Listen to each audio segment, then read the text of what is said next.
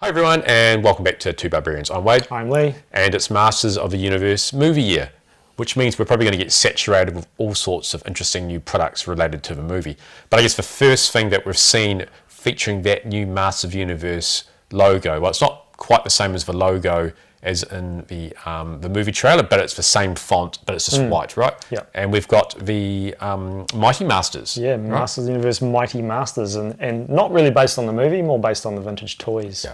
Which is cool in itself. Now, I think in New Zealand, we might be the first to get these around the globe, right? Yeah, we seem to have gotten them before anyone else, so that's interesting. Yeah. Odd for us too. We always get everything last. Yeah, or not at all. Some Mattel product does come here first, but I mean, let's face it, that's exciting. Hopefully, all the other waves come out first here That'd too, be nice. before everyone else comes Give out. us the scoop, but Yeah, we'll see.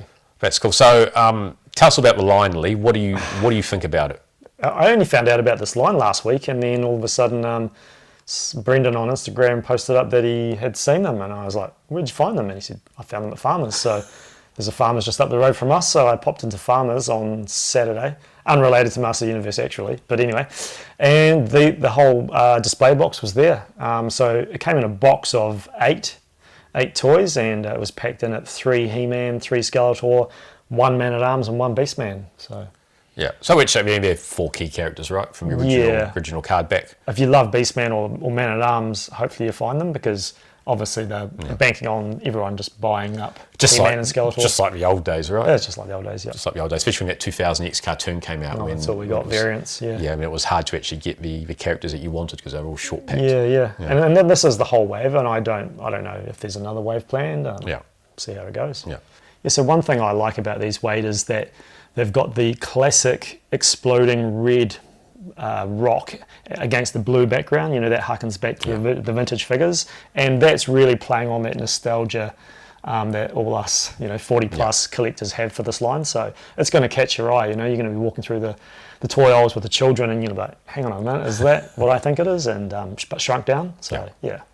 So then you celebrate. We've dug our vintage figures and our classics, and we'll take a look at some of these later on, just to have a look what the comparisons look like.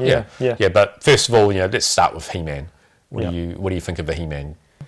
Not bad actually. It's probably one of the better ones of the whole wave, to be honest. He's looking very vintage. He's got the vintage toy head. Colours are all there. Notably, the belt isn't painted, but that carries across the whole line. Only coming with 1 sword as well. And just noting on the package, it looks like he comes with the original Power Punch spring-loaded waist feature. So, what do you think? Yeah, I mean, I like it. Some of the proportions are a little bit exaggerated, but that's what you're going to get with a micro figure, right? So it's not going to be pitch perfect. But in particular, the sort of the wristbands looks very large. Yeah. So, and that translates across when Beastman's wearing them as well, which they are quite right. Probably a little bit too large, but they actually have large arms, large head, and large legs and feet. So it's giving me a bit more of a kiddie cartoony feel. Yeah, some of that exaggerated feel. Yeah, it's a cross between a shrunk down vintage figure and a sort of a, I don't know, preschooler toy. Yeah, and speaking of Skeletor, I really like the fact that he's got his skirt as well. Yeah, that's cool. That's cool. What I like about that Skeletor is my preferred look for Skeletor. This used to be a big debate back in the day: is boots or bare feet, and I way prefer the bare feet, which was the original cardback cross-sell look for Skeletor, where you see his blue toes and not purple boots. And that's what they did with the classics figure, right? They went that way with that. So yeah. But I wouldn't have minded either way. Yeah. And moving to Man-at-Arms. To me, Man-at-Arms, he's the sort of a wrong colour. He's sort of wrong shade of green. Yeah, too deep. It's more sort of aqua blue than that sort of the green that I feel like it should be. Yeah, I have seen similar greens done on him, but yeah, you're right. It's probably not quite there. It does come with a mustache, so he's not just a shrunk down vintage figure.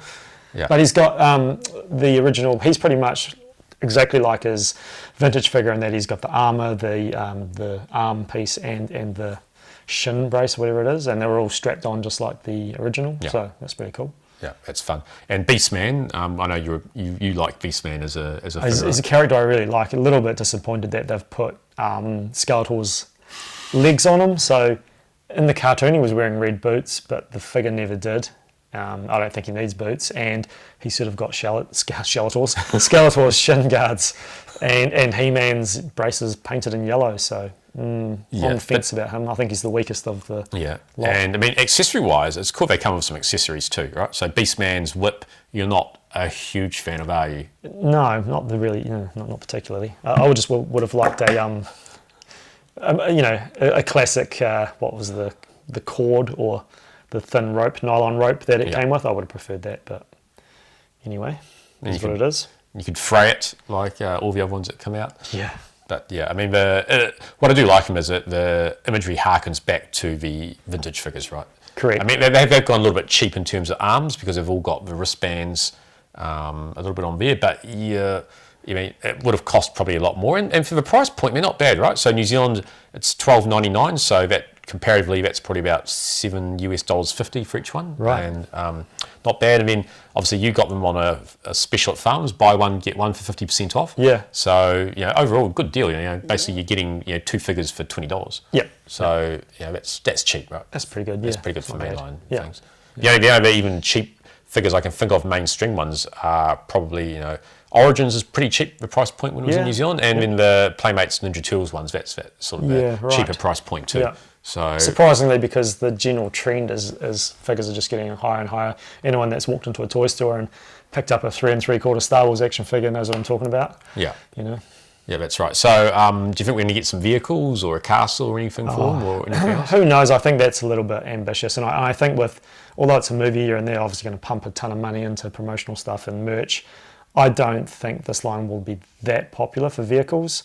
I could possibly see a Battle Cat and Panther because they can just sculpt one and recolor it. I doubt we may see a Wind Raider. But yeah, I mean they could do Evil Lyn and Teela based off the same sculpt, right, as well. So maybe speaking Sorceress as well. Yeah, speaking of the sculpting, so that is making me think about a possible second wave, because with the vintage, how you could sort of see all the shared parts. Yeah. And Beastman and Stratos basically shared the same body. Yeah. But I don't know how well that body's going to go with Stratos because he never had any boots.